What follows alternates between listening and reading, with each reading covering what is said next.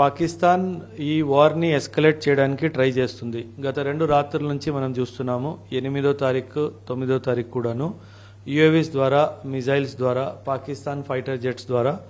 Most importantly ఏంటంటే వీళ్ళు ఎంత దిగజారిపోయారంటే వీళ్ళు సివిలియన్ స్థావరాల మీద మిజైల్స్, బాంబ్ అటాక్స్ చేస్తున్నారు. నిన్న రాత్రి మనం చూసాము వీళ్ళు టెంపుల్స్, గురుద్వారాస్, చర్చెస్ని కూడా వదిలేయట్లేదు. సో వీళ్ళు ఖచ్చితంగా ఒకటైతే గట్టిగా నిశ్చయించుకున్నారు, ఏంటంటే ఇండియాలో ఉన్న కమ్యూనల్ హార్మనీని హర్ట్ చేయాలి, వీళ్ళకి ఐకమత్యాన్ని మనం తెగ్గొట్టాలి అన్న ఉద్దేశంతోనే చేస్తున్న దుస్సాహసం. ఒక ప్రిన్సిపల్డ్ అప్రోచ్, ఒక వాల్యూ సిస్టమ్ ఉన్న ఆర్మీ కాబట్టి వాళ్ళు అలా చేసినప్పటికీ మనం మాత్రం రిటాలియేషన్ సివిలియన్ స్థావరాల మీద మాత్రం మన ఇండియన్ ఆర్మీలో అసలు కాన్సెప్టే లేదు సార్.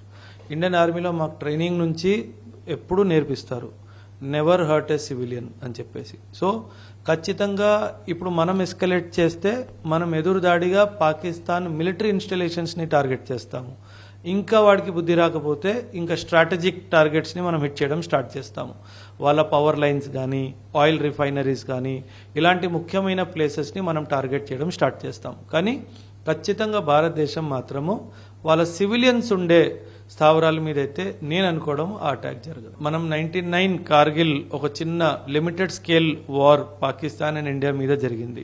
ఇండియా తోటి 1999లో యుద్ధం జరిగింది. ఇప్పుడు 2025లో జరుగుతున్నది బేసికలీ వీళ్ళు డ్రోన్స్ ఎక్కువగా వాడుతున్నారు. ఈ డ్రోన్స్ 99లో లేవండి. ఈ 2025 ఇది ఏమైందంటే ఇది డ్రోన్ వార్ఫేర్లా మారిపోయింది. ఇంతకుముందు వార్ అంటే ఏంటి? వార్ అంటే బేసికలీ ఇద్దరు సైనికులు వాళ్ళ ఎల్ఓసి దగ్గర, బార్డర్ దగ్గర తుపాకీలతో, కత్తులతో ఫైట్ చేసేవారు ఇంతకుముందు. కానీ ఇప్పుడు వార్ అంతా ఏరియల్ అయిపోయింది. అంటే వార్ అంతా గాలికి షిఫ్ట్ అయిపోయింది. సో వాళ్ళు అక్కడి నుంచి యుఏవీస్ పంపిస్తున్నారు, మనం ఇక్కడ నుంచి S-400 మిజైల్స్ని వాడి ఆ S-400 మిజైల్స్ ద్వారా వాళ్ళు పంపించే యుఎస్ని కానీ, మిజైల్స్ని కానీ అండ్ అలాగే ఫైటర్ జెట్స్ని కానీ మనం వాళ్ళని గాల్లోనే ధ్వంసం చేస్తున్నాం. So this is what our response to Pakistan's aerial attack on India. దీన్ని ఏరియల్ అటాక్ అని కూడా మనం అనుకోవచ్చు.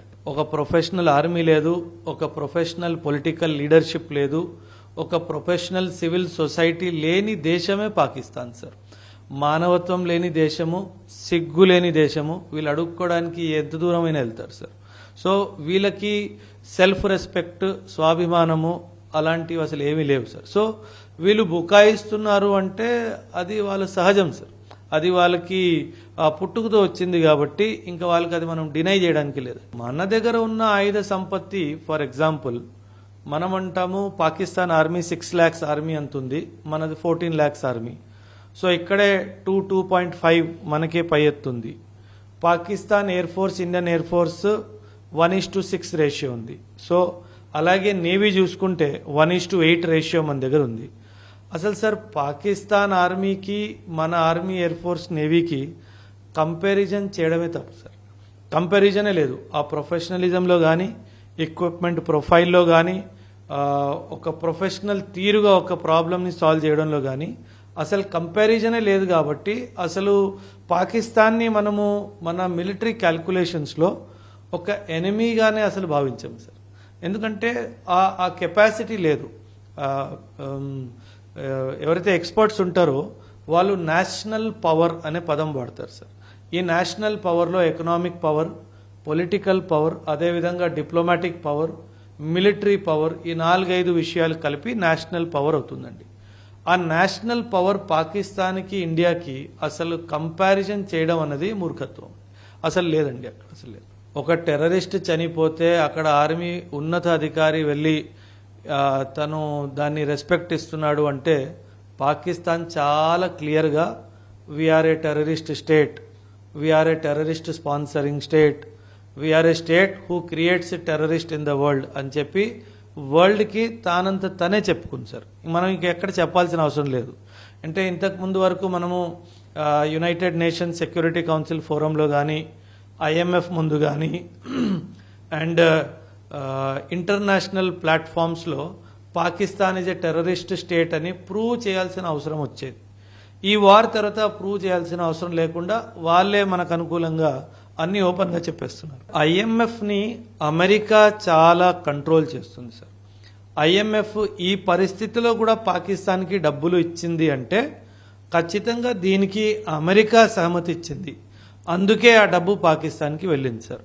సో ఈ యుద్ధంలో కనిపించకపోయినా సరే అమెరికా పాకిస్తాన్ వెనక్కుంది అన్న విషయాన్ని మనం గుర్తించాలి, గమనించాలి. మన స్ట్రాటజీలో దాన్ని క్యాల్కులేషన్స్లో తీసుకోవాలి. మనం అంటున్నాము చైనా సపోర్ట్ చేస్తుంది, టర్కీ సపోర్ట్ చేస్తుంది, ఇరాన్ సపోర్ట్ చేస్తుంది అంటున్నాము. కానీ ఎవ్వరూ అమెరికా సపోర్ట్ చేస్తుంది అని అనట్లేదు. ఇది చాలా పెద్ద తప్పు మనం చేస్తున్నాము. ఖచ్చితంగా అమెరికా సపోర్ట్ కూడా పాకిస్తాన్కి ఉంది. ఈ ఐఎంఎఫ్ డబ్బులు ఇచ్చిన దాంట్లో చాలా స్పష్టంగా తెలిపోయింది ఏంటంటే ఈ డబ్బులు పాకిస్తాన్కి ఇస్తే పాకిస్తాన్ వాడు ఇదే డబ్బులతో ఆయుధాలు కొంటాడు కాబట్టి ఆ ఆయుధాలు అమెరికానే సప్లై చేస్తుంది కాబట్టి అది ఓన్లీ రీరూటింగ్ జరిగింది. ఐఎంఎఫ్ డైరెక్ట్గా అమెరికాకి డబ్బులు ఇవ్వకుండా పాకిస్తాన్కి డబ్బులు ఇచ్చి ఇవి అమెరికాకి ఇవ్వను అన్న అని చెప్పి ఇచ్చినట్టు. నా అంచనా ప్రకారము ఇది కొన్ని నెలలు, కొన్ని సంవత్సరాలు నడిచినా సరే మనం ఆశ్చర్యపోవాల్సిన అవసరం లేదు.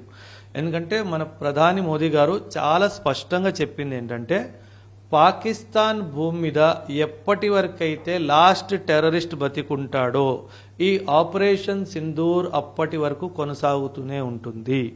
మనం కూడా ఇది మైండ్లో ఫిక్స్ అయిపోయాం సార్. ఇది ఇంకా మనము బహుశా 4-5 సంవత్సరాలు కూడా కొనసాగొచ్చు. అదే విధంగా మనం ఎకనామికలీ, మిలిటరీలీ, పొలిటికలీ, డిప్లొమాటికలీ కూడా మనం రెడీ అయిపోయాం సార్ ఆల్రెడీ. మన దేశము చెందిన అభివృద్ధి పాకిస్తాన్ గతంలో కానీ వాస్తవంలో కానీ చెందలేదండి. సో పాకిస్తాన్కి ఇండియా మీద ఈర్ష్య. మేమిద్దరం కలిసి పుట్టాము, కానీ ఇండియా ఎక్కడికో చేరిపోయింది, మేము అక్కడే ఉండిపోయాము. సో వీళ్ళు జనాలకి ఎక్స్ప్లెనేషన్ ఇవ్వలేకపోతున్నారు, వాళ్ళ ప్రజలకి ఎక్స్ప్లెనేషన్ ఇవ్వలేకపోతున్నారు. అందుకే ఏం చేస్తున్నారంటే వాళ్ళ మైండ్ని డైవర్ట్ చేయడానికి వాళ్ళ దగ్గర ఉన్న సమస్యలు, పాకిస్తాన్లో చాలా సమస్యలు ఉన్నాయి సార్. ఈరోజు పాకిస్తాన్ అమెరికన్ డాలరు పాకిస్తాన్లో 300 నుంచి 350 రూపాయలు పడిపోయిందండి. అండ్ రెండో విషయం, ఇక్కడ మనకు పెట్రోల్ 100 రూపాయలు, 110 రూపాయలు, అది కూడా గవర్నమెంట్ ట్యాక్స్ ఉంది కాబట్టి ఆ రేటు. లేదంటే మన దగ్గర 30-40 రూపాయలు దొరకచ్చు పెట్రోల్. కానీ పాకిస్తాన్లో 400 రూపాయలు, 500 రూపాయలు, 600 రూపాయలు ఉంది పెట్రోల్ ఈరోజు. సో కామన్ పబ్లిక్ మైండ్ అక్కడి నుంచి డైవర్ట్ చేయాలి అన్న ఉద్దేశంతోనే వీళ్ళు ఈ దుస్సాహసం చేశారని నా ఉద్దేశం.